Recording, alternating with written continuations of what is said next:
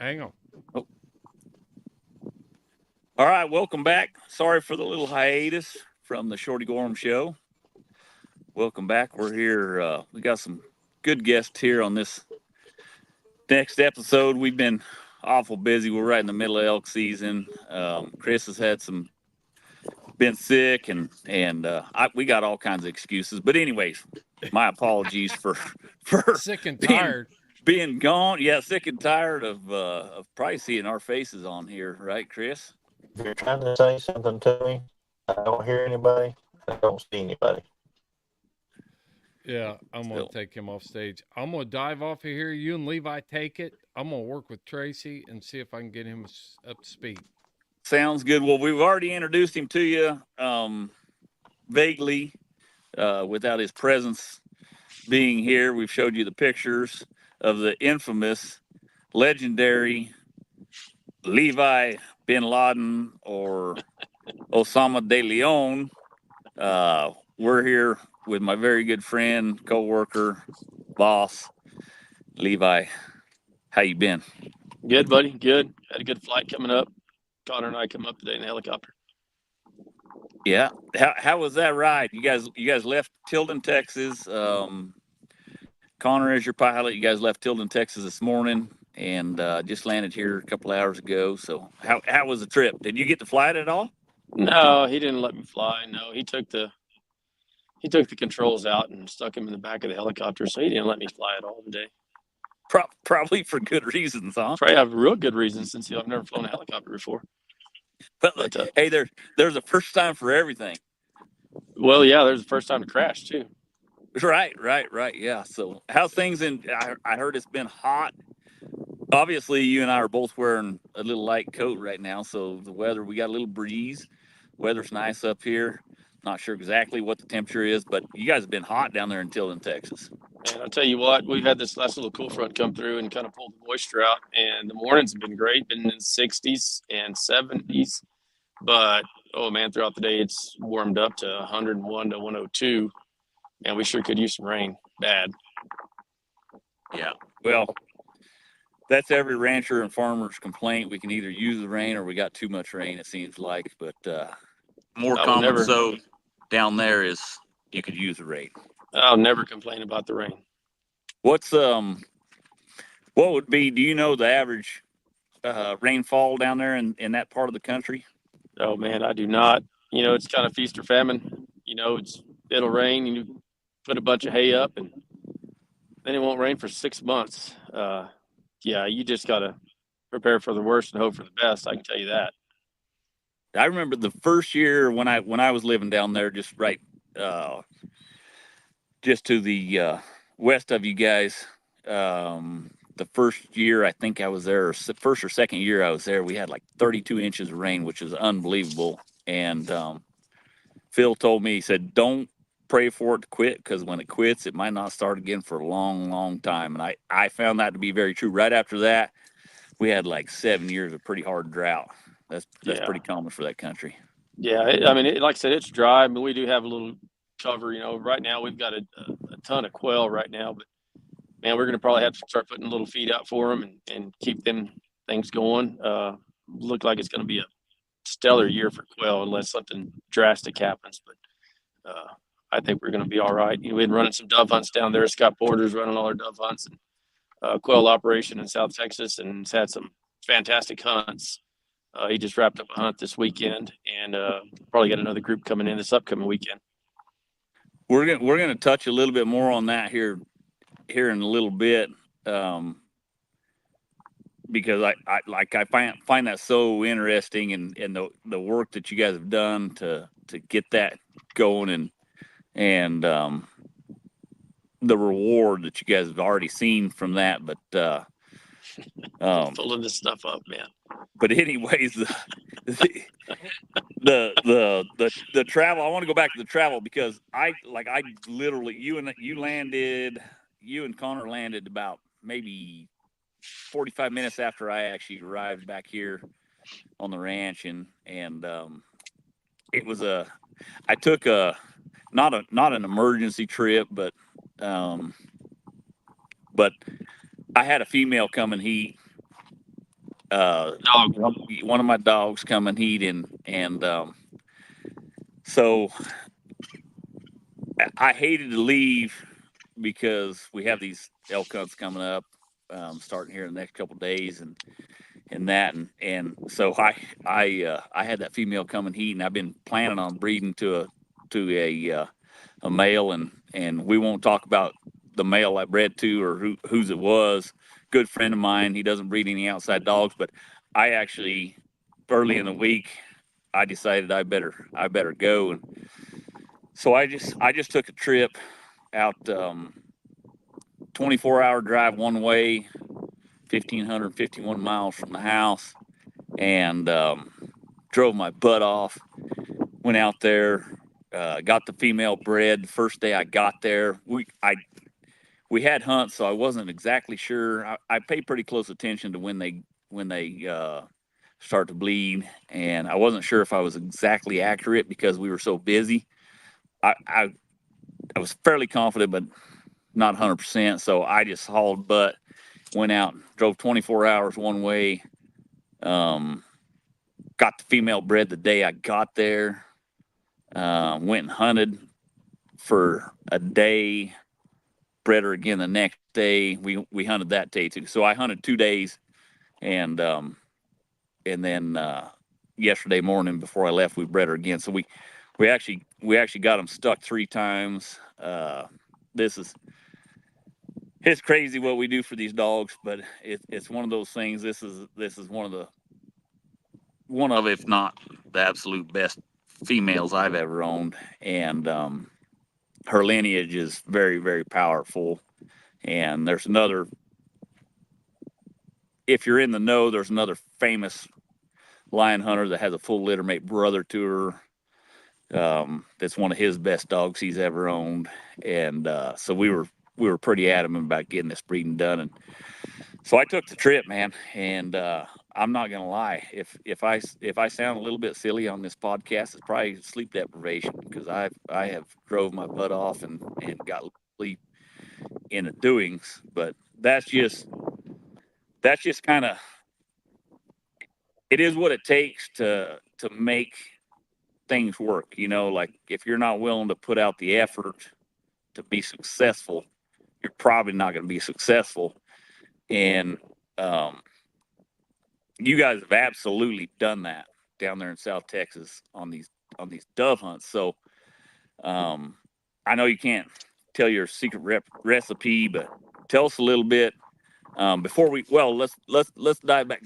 Before we go into that, let's go back into let's talk about some of the operations, because you're a nephew of Leo Quintanilla, the ranch owner here and in Folsom, New Mexico, on the Paloma Ranch, and at South Texas Ranch. You and Connor are cousins, but you kind of oversee the hunting. So let's talk a little bit about, like, what's the hunting operation? What kind of game do we hunt, both here and in South Texas? So we'll start in the South Texas Ranch. In South Texas, of course, we do the whitetail hunts. We've got a pretty good program going. About 4 or 5 years ago, we made our decision to not harvest any whitetail until they were 6.5 years old. And last year was our first year that every whitetail deer that we killed on the ranch was 7.5 to 8.5 years old. Some guys will tell you, well, maybe you're losing some money at 8.5. The deer kind of start declining, but to get them bucks mature, they may come down a little bit in size, but you get the good mass. You get the big chocolate horns, and that was our big goal too, is to kind of roll back to that South Texas look, that chocolate colored horns, the short hair, dark whitetail bucks is what we want. And last year was our first year that we can say that we accomplished that. Looking at some game cameras, I think we're going to have a really good year coming up on some whitetail hunts. So we're booked, man. We've got hunts running in New Mexico. We got the elk hunt starting in a day or so on October 1st. And we got whitetail hunts running in South Texas. We got dove hunts running in South Texas. Man, we're busy, kind of where we wanted to be, kind of set some goals, and we're just kind of snowball effect, and it's been good. Tell me a little bit about, because you guys are hot, really hot and heavy down there in your dove hunts. How's that been going? So, I guess it's been 3 or 4 years. We hired Scott Porter, a good friend of mine that I used to go to high school with, Three Rivers, and he kind of come from that Hondo background. I guess you learn a lot throughout the years what works and what don't work. And he's got it figured out. Let me tell you, there's a lot more goes into dove hunting than I would ever thought. But you get guys that do it. Has been doing it. I think he's done it 16 years, dove and quail. And man, he's taught me a lot of stuff too. That you go out in the afternoons. That's what I did. We hunted birds and did what we did. But there's a lot more to it. And I'm not going to tell you what goes into it because he's got it figured out, and we're going to keep it figured out. Put it that way. We got guys in town asking us, "Hey, y'all got any birds?" Oh, we got a few, but we'll leave it at that on them birds. Well, but it's something. And see, this brings up a topic that I think so many people overlook, and when you sell a hunt, not necessarily our hunts, but you sell a hunt, and people always want a cheaper hunt. Obviously, everybody wants everything cheaper, right? We want cheaper gas, we want cheaper everything, but there's a lot of work that goes into it, and you guys have done a lot of work. And I don't expect you to tell me what you guys have exactly done, but when does the preparation, dove hunting just started, what, September 1st, I'm assuming? I believe it was the 24th. I think it was, okay, something like that. So dove hunting started there, but when did the preparation start? Man, it started when we hired Scott, and I can tell you I think we're 3 or 4 weeks into it right now, and we're already talking about next year and what we're going to do next year. What are we going to put, or how are we going to hunt these birds next year? We've got another ranch that we're hunting, but we've got some stuff coming up that is only going to help. And we haven't even finished the season. I mean, we're 3 weeks in, and we're already talking about what we're going to do next year. I mean, to me, it's a never-ending deal. I mean, like I always said, the day you're content is the day you're falling behind, because there's always somebody else out there, rolling with it. Oh, correct. But how far in advance, like how you're preparing for dove season? When did the tractor start firing up? When do you start putting things in the ground? When do you start doing things that are going to make a difference for the following season? If I remember right, we got tractors fired up and prepping land in April. We had a pivot that we cut hay on for a long time, and we took that pivot, we converted it over, and we went in there and we sprayed all the grass out of it. We killed all the grass, and it was pretty much a fresh start on what we've got going right now. And we're already talking about coming in and what we're going to do for this upcoming season on this area. And so, I mean, you're prepping 4 or 5 months in advance on this stuff. Yeah, see, that's the thing. I think a lot of folks don't understand. Most of our viewers would understand it, but we also have a lot of viewers that are not hunters, that are come from the Western world, or maybe even live in town. But that's the thing that I think a lot of people don't understand is the amount of work that goes into not necessarily the kill, but the preparing the environment to sustain those animals, and you guys also do a lot of brush spraying. You do a whole heck of a lot of work that goes into basically it's conservation work. They are hunted animals, but there's so many things that people don't see that go into this whole wildlife sustainability. And you guys aren't killing every bird there, but you're making sure that they have a very good habitat to come and call home. Correct. Well, I mean, a good example of that is last year during quail season. We do wild bird hunts, and then we do turnout hunts with quail. Scott Scott made the decision last year towards the, I guess it was mid-season, maybe towards the end of the season. We were seeing a lot of young, I would say juvenile quail. And he said, you know what, we're not going to do any wild bird hunts the rest of the year. And that decision for him to stop that this year, we're driving down one Sendero and we're seeing 5 coveys of quail. You can drive the ranch on any day right now and see up to probably 25 coveys of quail. And I'm talking, 12 to maybe 30 birds in a covey. I think that decision he made last year has got us pretty good ways ahead this year. I don't know, maybe the other ranchers are seeing the same thing, but we can definitely see that. So you talk about conservation, we could have gone and shot them juvenile birds, but we didn't do it. So this year it's going to pay off. And once we see that population kind of decline, we'll stop hunting them. When we do our deer surveys, we're also flying. You jump a covey of quail. Every covey of quail that we see, we mark off. So we got a good idea how many coveys are on that ranch from our deer surveys, which is part of the conservation deal. You submit your deer surveys to the state, and they come back and they tell you, hey, from what we're seeing, this is how many tags we're going to give you for the year. We got wildlife biologists telling us this is how many deer you probably need to take off your place this year. And, we just go with that. I mean, they're the people that went to school and got educated in this stuff and are pretty savvy on it. So we rely on them a lot too. So let's elaborate a little bit on that. How the deer survey how do you guys conduct a deer survey? So we do our deer surveys out of helicopter. We use Cattleman's helicopter service to do our deer surveys.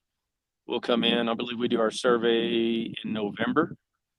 We'll fly 2 days. We fly both ranches on a high fence. We do our deer surveys. We count the mature bucks. We count the immature bucks. We count the does, and then we count the fawns. The biologist says it's extremely important to count your fawns so you'll know what your population coming up is going to be. 2 years ago, we weren't seeing any fawns. We were in pretty good drought, and the fawn population was really, really low.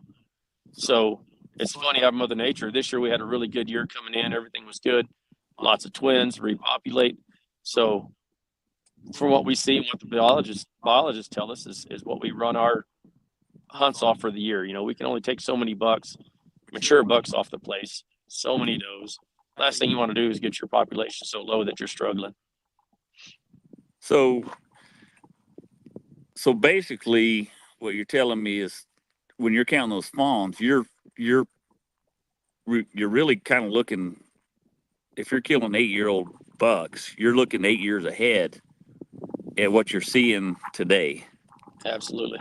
You're for every mature buck you kill, you're 6.5 to 8.5 years down the road where you're replacing that buck.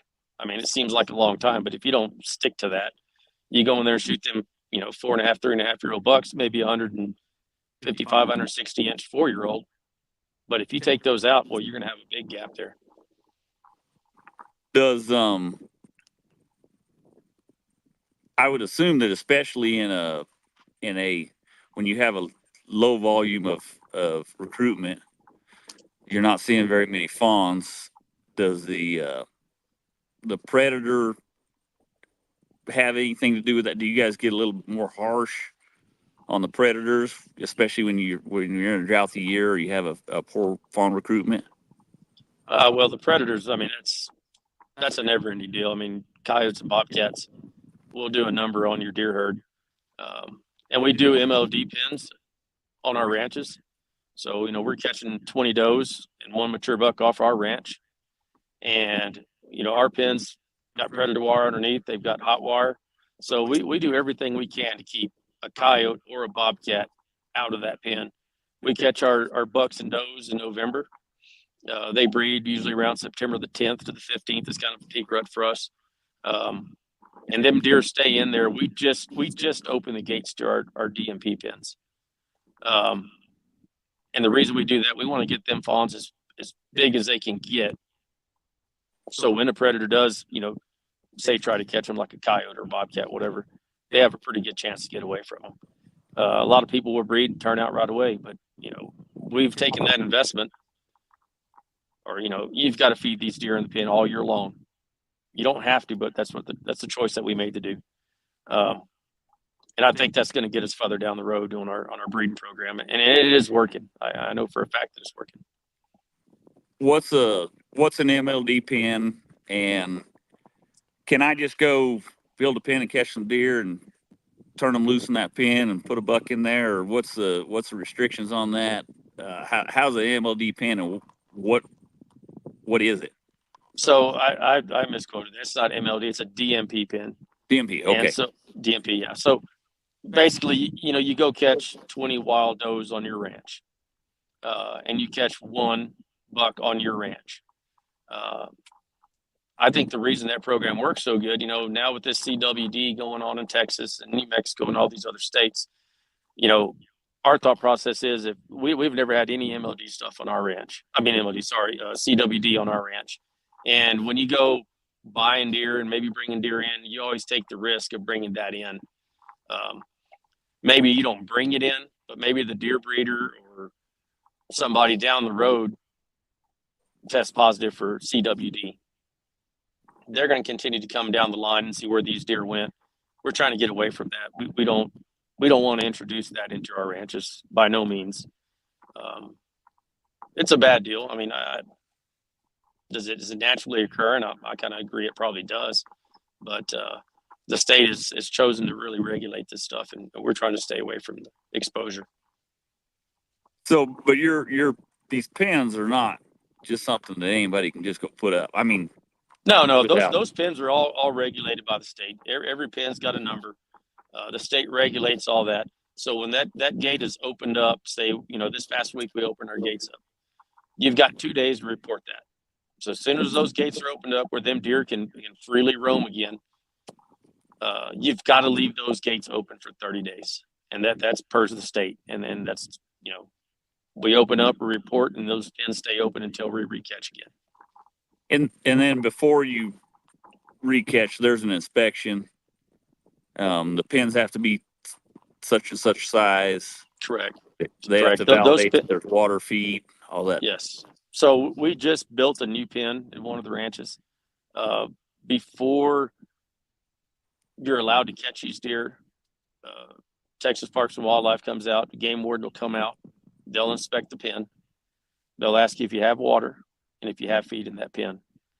If you have a gate, they want to know what size the gate is. So those pens are all regulated by the state. I mean, I believe I remember right. The minimum is 5 acres. The maximum is 100, if I remember right. So all that's regulated. It's not like you're catching a deer and put them in a 1 acre pen with 20 does or in one buck. That's not happening. And the state does this. Like I said, you've got biologists and people that study this, and they tell you, hey, look, that gate needs to be open for 30 days to let these deer roam freely again. And when you open the gates, the does that you catch and the buck that you catch, they'll go right out that gate. But all them fawns that are born in that pen, it's like you have to go through there and get them fawns to come out. You've got to put water source right outside that pen because them fawns only know one thing, and that's that pen at the time. So they've got to get back out. They've got to acclimate back to the wild again, basically. It's a slow process, and it's just going to take a little time for them fawns because all they know is that pen. I mean, they were born in there, and they don't know where any other water sources are or food sources are at the time. Yeah, but good thing they have their mother with them to correct lead them away and go show them because the mothers came from right there. So correct, right there. Yeah, absolutely. The mothers know where all the water sources are. The mother know where the good feed is. They're gonna once them fawns come out of that pen, they're gonna take them and hit the road running. Correct. Man, that's a neat deal, and it's really a cool, really a success story, really, because you're able to improve the genetics of your ranch without really interfering with the genetics of it. You're making sure the best buck is breeding to the best does, just like somebody would with a racehorse or a dog. Well, I mean, you drove 24 hours one way to get this dog bred. It's the same concept. I mean, we're basically catching 20 does with this one buck that we feel has got good genetics, what we're looking for in our deer herd. From what I'm told, a mature buck will breed 1.5 to 2 does, maybe 3 does in a breeding season. So putting them 20 does in that pen, this buck that you feel is genetically superior breeds 20 does, which in the wild would be maybe 1.5 to, I don't know how they come up with a half a doe, but that's what they're saying, 1.5 to 2 does, maybe 3 does a breeding season. Yeah, and then once they're released, they're back in the wild. Yeah, absolutely. Yeah, they're back in the wild to roam free again. We'll come through here in November and we'll recatch. We do put tags in our does, and we put a color tag to kind of know what year we caught that doe. It's kind of hard to keep track of the babies, where she did produce and they did produce an outstanding buck. It's kind of hard to keep track of that for us. Sure. We don't get in there and we don't tag all the fawns or none of that stuff. We turn them all out. We catch good mature does, preferably a little bit older mature doe, because they seem to make better mamas. Take care of the baby a little better than a 2.5-year-old doe maybe. I think it's kind of like cows. It seems like them older cows always make better mamas. Yeah, they got a little experience behind them. Absolutely. Yeah. So, what other than the, I mean, I think that's probably the main species that you guys hunt down there in Tilden. What are some of the other? We talked about quail and dove. What else do you offer there on the ranch? Well, right now we've got establishing a good axis herd. We've got a pretty good scimitar oryx herd going right now. We've got some black buck, pretty good herd of black buck going. And I think our next purchase is going to be a little group of Gims buck. Get those rolling in one of the ranches. And then eventually I think we may go and catch a scimitar oryx and a Gims buck bull and cross them and get a skim buck and get a little herd of skim buck going. Kind of a process that we've been doing over the past 6 to 7 years. When I came to work for Leo, I'd worked in the oil field for 16, 17 years, and I come to work for them, and we got this little program going, and we're starting to see some results, and it's been a good thing for us. Probably got more hunts on the books right now than we've had in a long time. Plus, we have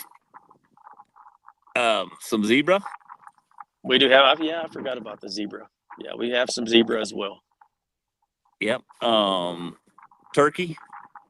We got the Rio Grande turkey down there in South Texas, and we do hunt those. And we've got the Merriams up here in New Mexico. And I tell you what, of all the stuff that we've got, the turkey hunts, I think we're booked out to 2026, which I think is crazy. But hey, turkey hunters are turkey hunters.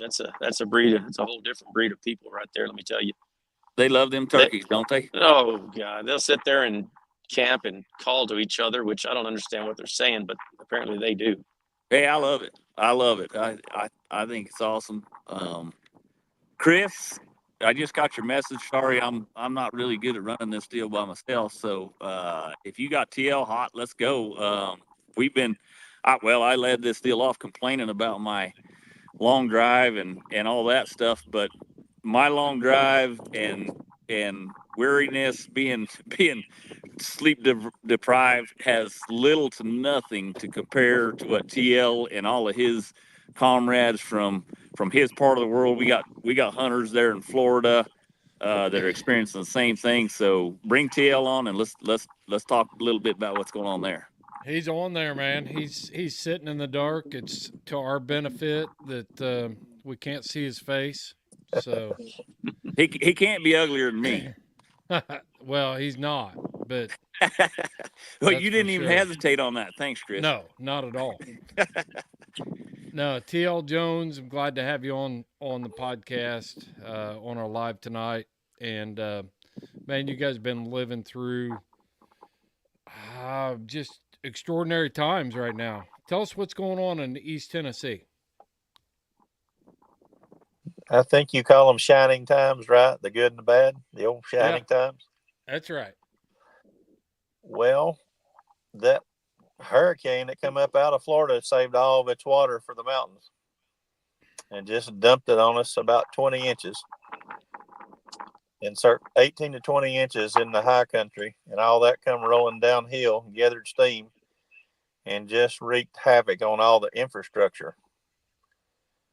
And so there's a huge portion of western North Carolina and eastern Tennessee especially that just got hammered. Well, Shorty, Go you go Chris. ahead and interview him. I'm going to try to get some pictures up and things like that. You ask him questions. I know you guys are sitting out there high and dry at 7,000 feet. You got no concept of what TL's been living. What day did that start, Trace? Thursday? I think we started getting some rain on Thursday, and it rained all day, all night, then Friday, and then it just steamrolled. People are used to flood type stuff in the low country, and that's obviously dangerous and deadly also, but the added factor in the mountains with the flood is the speed.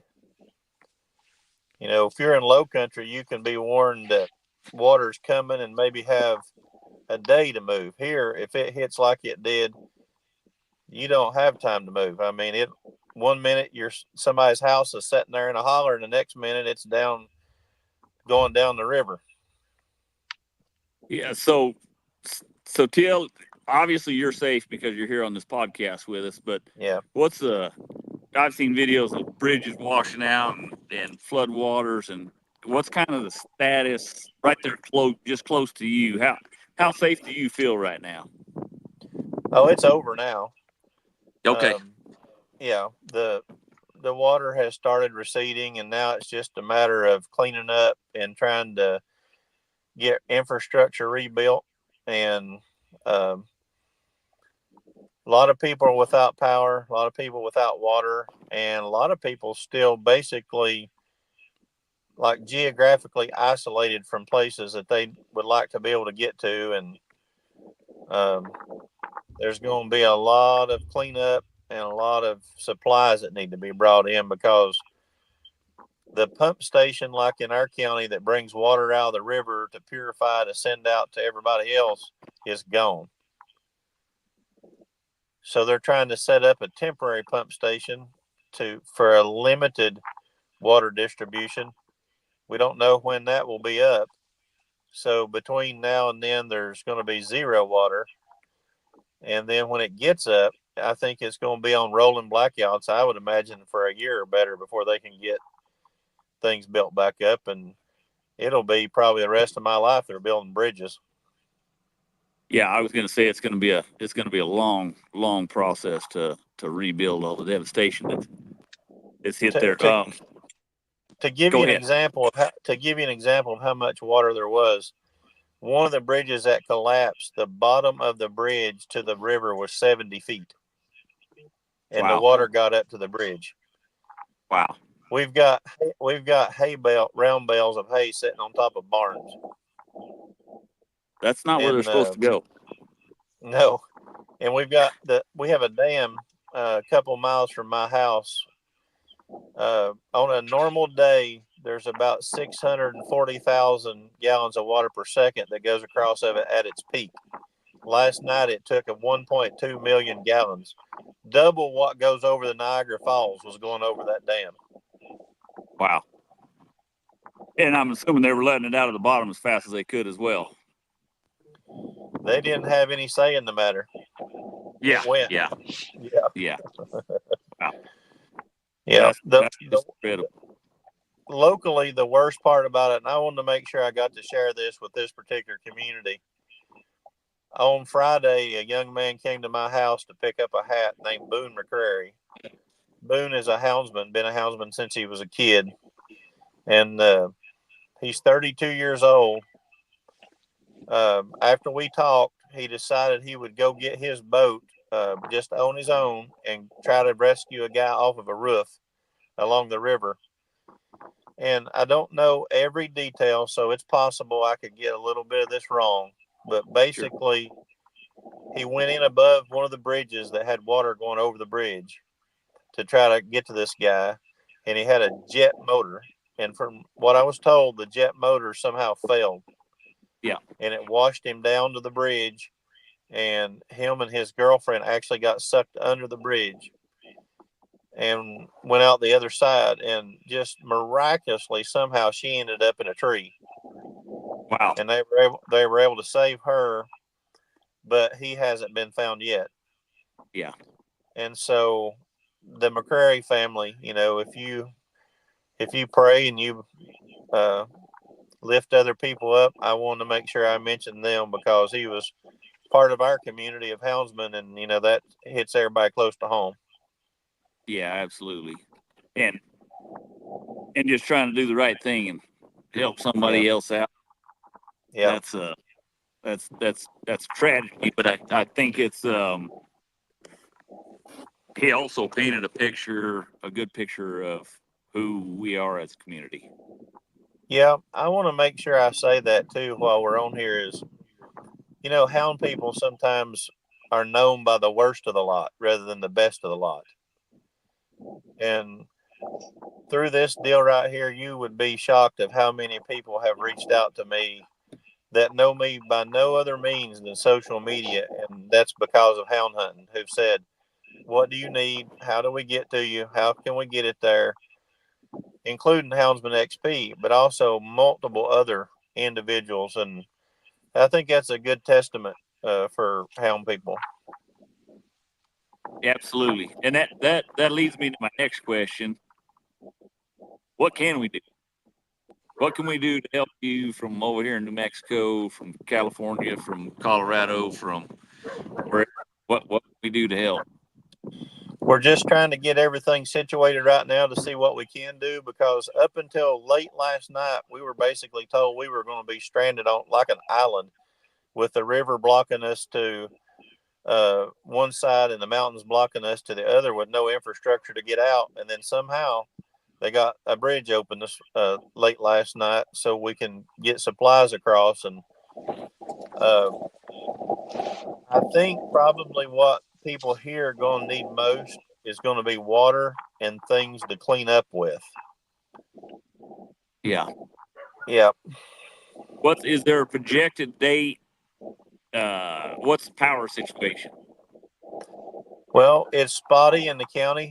Certain sections of the county have power and some sections don't have power. What happened was power lines and water lines come across at different points in the county at the bridges.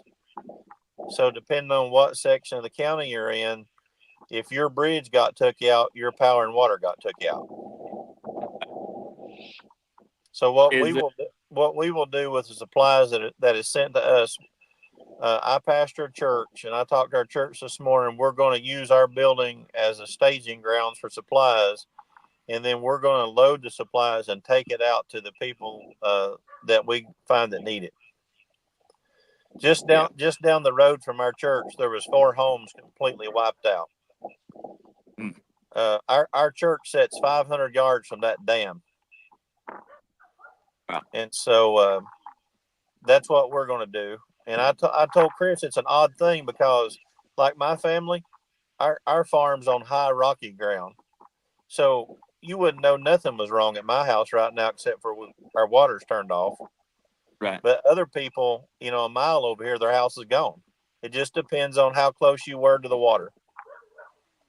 Right. Is there, for those without power, are they still able to get some fuel?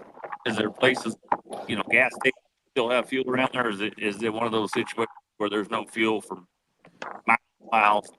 People are trying to run their generators. No, fortunately, with them getting that bridge open, they can get fuel in and out of here. Now, supplies obviously are like low, because everybody that could get something got it, you know, quick as they could, and that just depleted things. Sure. Some of the gas stations run out of gas, but I'm sure they'll be bringing more in over the next few days. And I don't want to paint the picture where I live as the worst of the worst, because as bad as it is here, there's other towns. I'm only 8 miles from the state line. There's towns on the North Carolina side of the mountain that no longer exist. Wow. Chimney Rock, North Carolina was a small vacation town. It's gone. and there's other smaller villages, isolated mountain towns, 300-400 people like that. They're just gone. Asheville, North Carolina is an absolute train wreck. Newport, Tennessee. I don't. If you've ever heard of anybody that bear hunts, you probably heard of Roy Clark. Roy is a real famous bear hunter. The community he lives in, the huge water problems down through Newport. Roy and his family, from what I understand, are all okay, but they're going to be in a mess. And so I would love to be able to give more details of exactly what to do, but we're just now trying to figure out who needs what, because we really couldn't even get to each other. Sure. Hey, Tracy, can you see that picture I just put up on the screen? Yes. That road tell there us what runs. That is. Okay, that road, if you look on a map, runs from Jonesboro, Tennessee to Irwin, Tennessee. Both sides of that road, bear hunters hunt that all the time.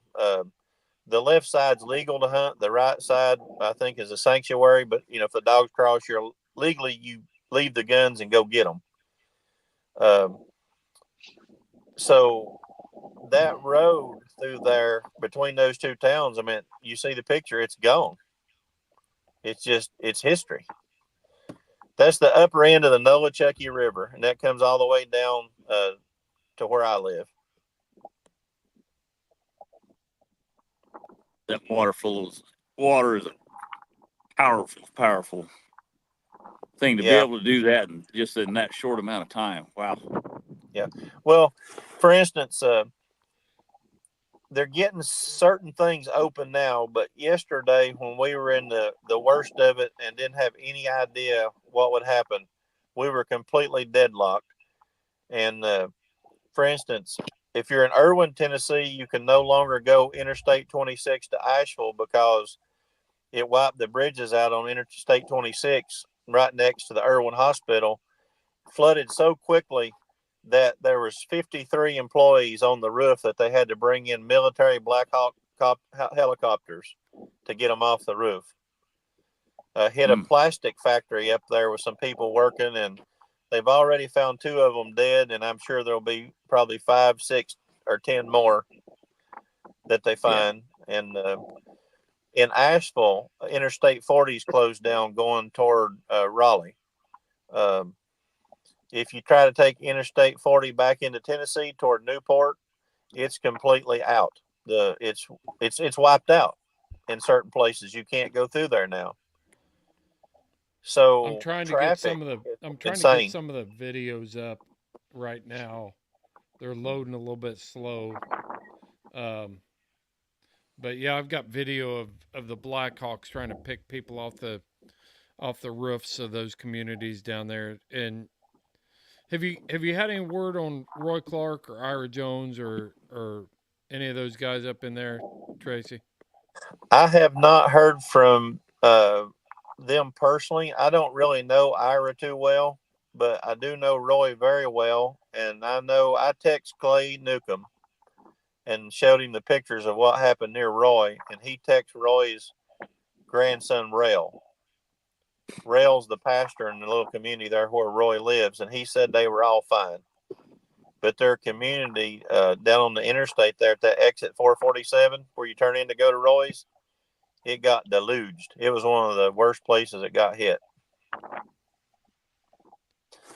I saw that what's the Christian organization? Salvation Army is setting up a place there on the interstate to try to help them. I saw that just a little bit ago. So give us I saw a post where moms are trying to find formula for babies, and anytime I've ever seen an event like this, then once the roads get open, it doesn't do you any good to go to Walmart because Walmart's out of stuff. The Dollar General's out of stuff. The shelves are empty. So you've got a supply chain issue of trying to get stuff there. What have you had any experience with? I know, and I don't want to bring your. Do you have any experience with that kind of stuff? Well, I don't mind to tell you about things happened so quickly, and we were left in the dark, knowing what all we would have to face. And yesterday, my daughter had about a quarter of a can left of formula for her baby that's just a couple of months old. And we mentioned on Facebook that we needed some formula, and a woman in our church who lives on the other side of the river was able to get a can and knew a guy with a drone. They met down at the river with the drone, and the guy was going to fly across, and the sheriff's department stopped them and wouldn't let him do it because they said the drone would interfere with some operation they had going on. So they sent my daughter up the river to the next bridge, which is probably destroyed. They said it moved it like 3 feet off its foundation. But when they got up there, the law there, same county officers told her they couldn't fly the drone, but they let the guy with the formula walk across the bridge on foot. And this guy literally come across what's going to be a condemned bridge on foot to get my granddaughter formula. And of course, any of the men in my family would have went across from the other side. It just happened to happen that way because, we thought he was going to drone it across. It's amazing what things like this, how things like this will bring people together. And I want to read this comment here from William Brannock. I'm sorry if I butchered your name, but it says, I'm up here in Ohio, and if anybody needs any help with hounds, let me know. I've got room to help anyone out. And that, situations like this in today, obviously you said the storm's passed, but it reminds me of 9/12.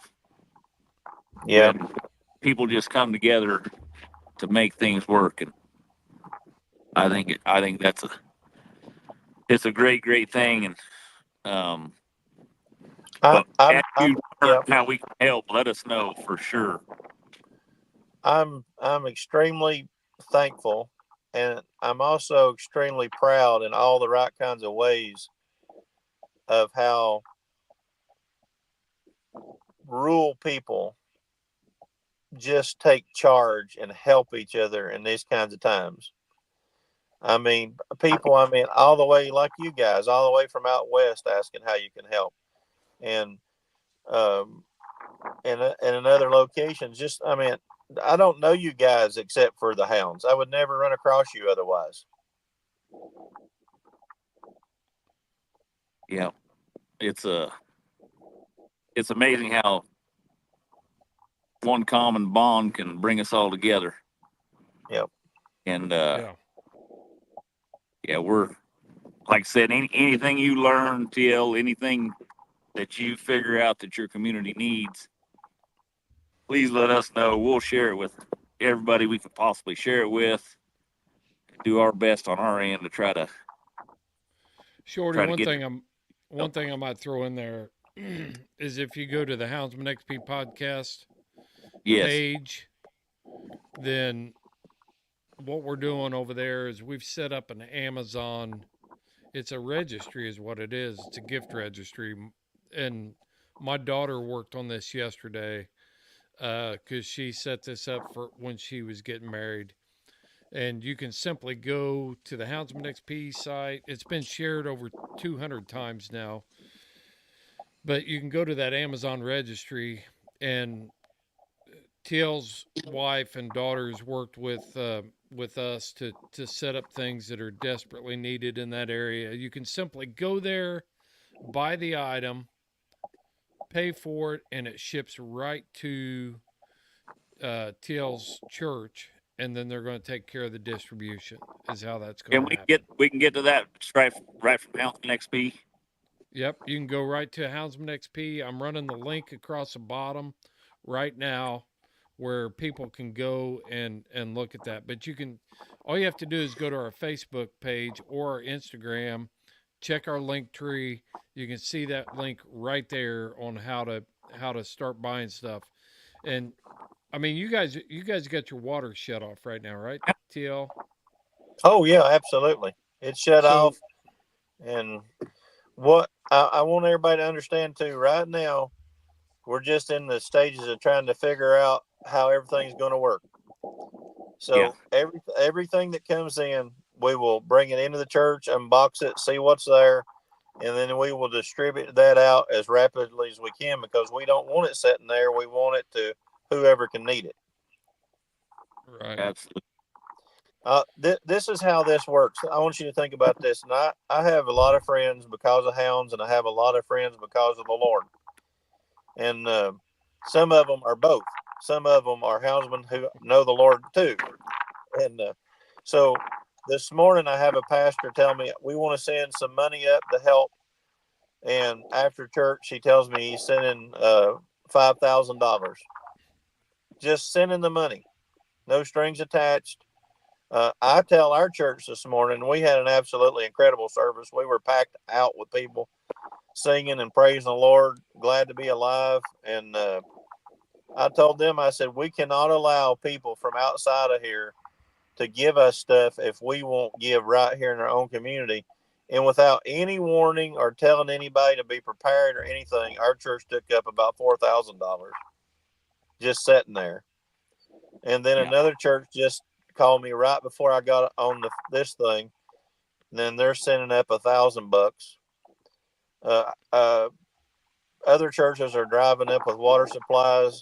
Houndsman XP has organized the donations coming in. Otherwise, it's just insane. I mean, that's just Americans, good old rural Americans that, love the Lord and have common bonds and want to help each other. Yeah, I'll bring something up too. We did this. We were actually traveling through the country with the PBR when I was working there. I don't remember the storm, but there was a huge need for water. We stopped at a Walmart and asked them if we could buy 2 pallets of water. We weren't far from where the devastation was. Asked them if we could buy 2 pallets of water, and they asked us what we were buying it for, and we told them, and they gave us a huge discount on the water. And we're glad to load it in the truck for us. And then we just took it to a distribution center and dropped it off there. But if you just go to if you're in that area, obviously us that are further away are going to have to do it differently, like through this link that Chris has got on there.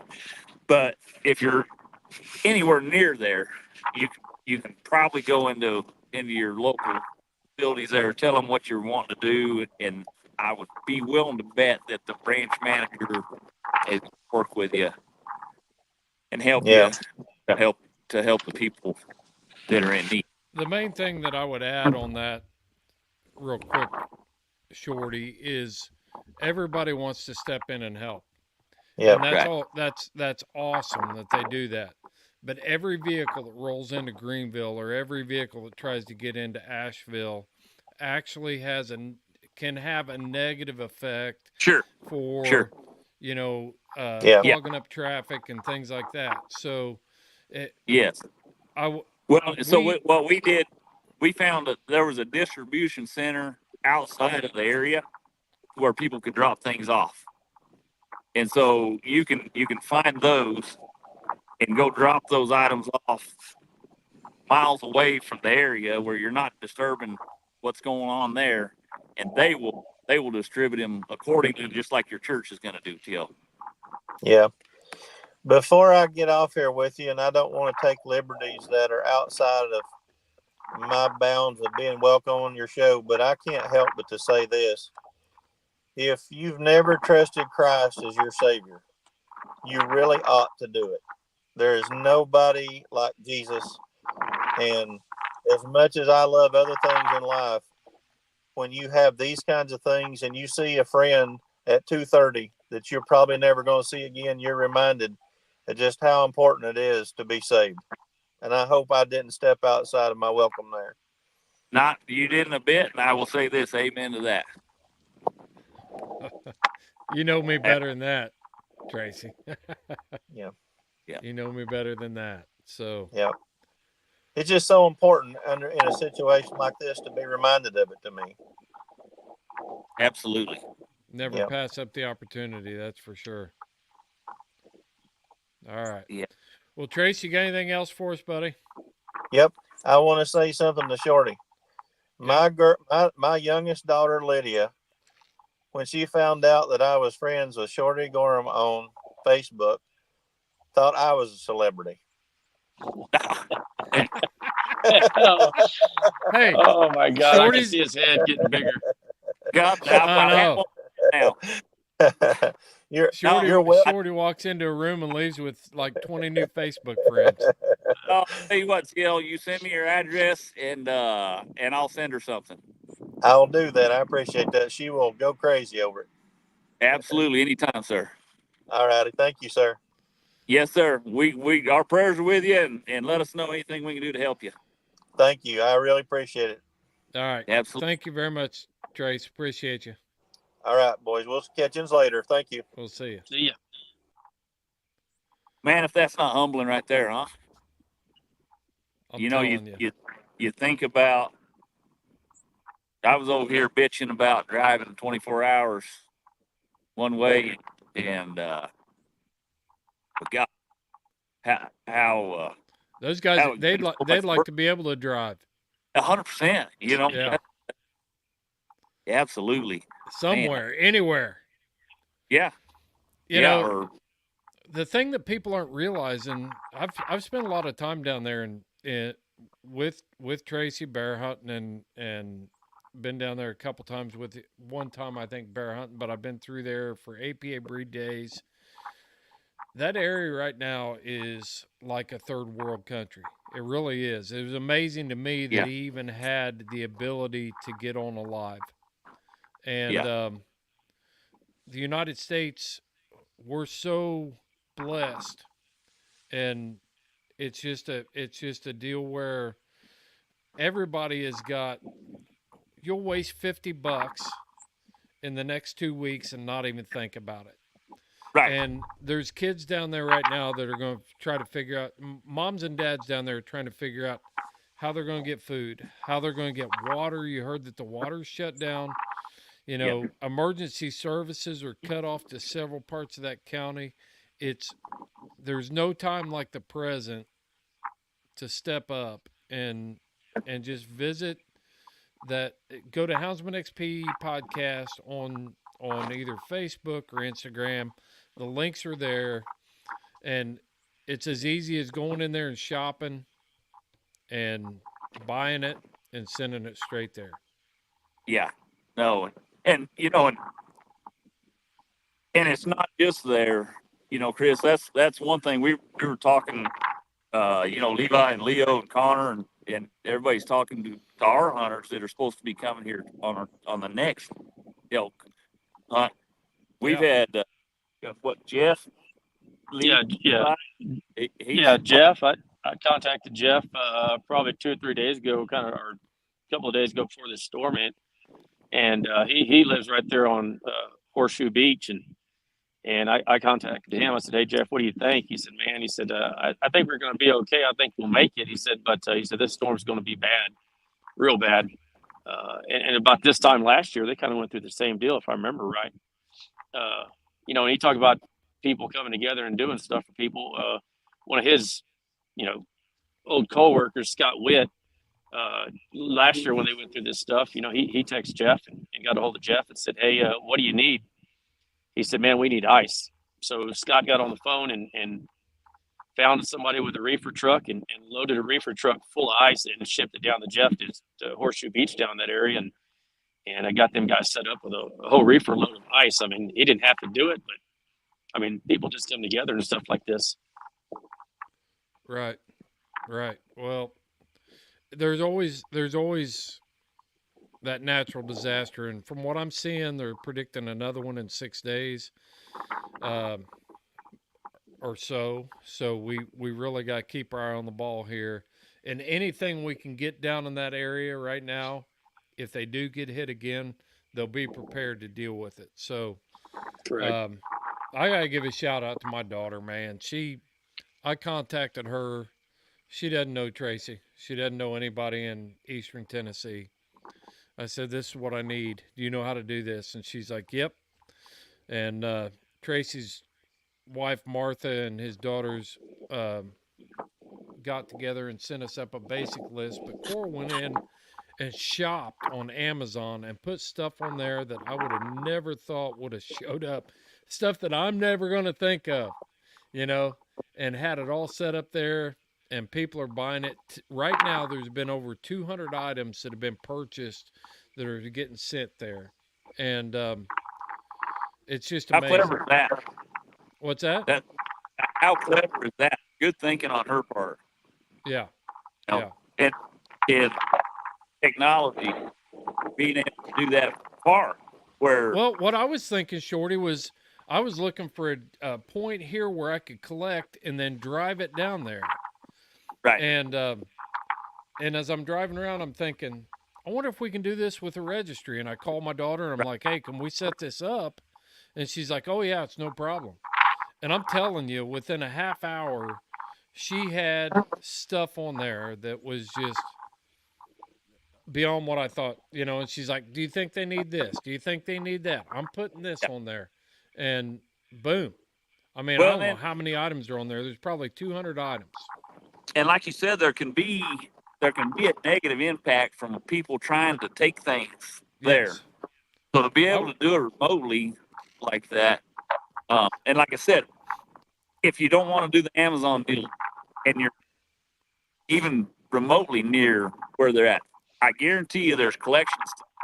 Yep. You can look it up and you can find them, and just go drop them off there. Like you said, don't try to drive them in there and deliver them. Go take them to those It may be in centers. Knoxville. They know where the point. Yeah. The collection point may be in Knoxville. It may be in Sevierville. It may be, 40, 50 miles from there. I worked Katrina, both as an officer, and we also took a load of supplies down.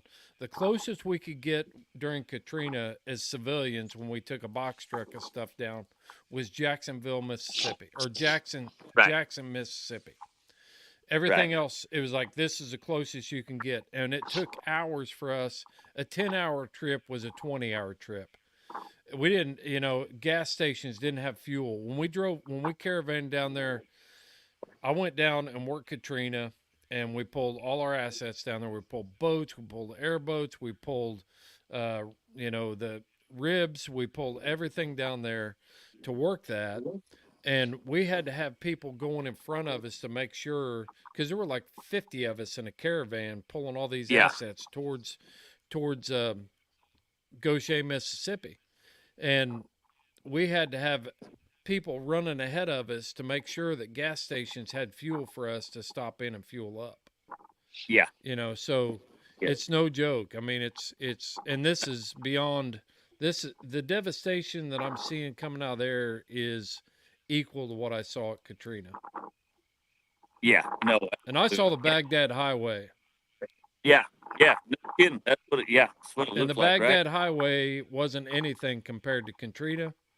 Right. And what I'm seeing here, it looks like it could even be worse than that. And I haven't been there. I'm not going to go down and clog up the traffic. But no, and Wade Road here, looking at more of our comments. Texas, we got room to put some people up. Just the comments on here. Let me run them up here. We got Wade Rhodes. He says we got room to put some people up. Yeah. We got Shannon Duncan on here. He's saying that Boom was a friend of his. He's hunted with him several times. It broke my heart. And Shannon, I apologize, man. I'm trying to get pictures up and different things, and things aren't working on my end. But you guys can see the outreach for Boone. The only thing you can do for Boone right now is pray for him. Pray for his family. Exactly. So. All right, Shorty. I'm done. I'm done on my end. Yeah, I appreciate you letting us hijack the show to get that message out. Hey, you know what? That's what it's all about, Chris. That's we're just getting ready for elk season here. We're out here glassing on Rincon Overlook. Do this show and elk hunting. While we're serious about it, and it's a lot to us to be successful and to do well for the clients. There's more to it than that. There's more important things going on. world right now. Absolutely. I'm glad when you asked me if we could bring TL on 100%. We'll be back here and we'll get to talk more on our own terms. But for right now, let's pray for them. Let's help them any way we can. So, good deal. And thanks, TL, for being on and seeing what exactly is going on in the world. So, Well, your sound is blinking out on us. You want to wrap it up? yeah, Levi, you got anything you want to leave everybody with? No, I'm good. I just hope for the best for them people down there, and prayers for them guys, and hopefully they can get things up and rolling and go in the right direction here fairly soon. All right. Well, other than that, keep them in the woods. Keep their time in the kennel short and their toenails shorter. We'll see you guys next time. Thanks for watching Shorty Gorham Show. See you next week. See y'all.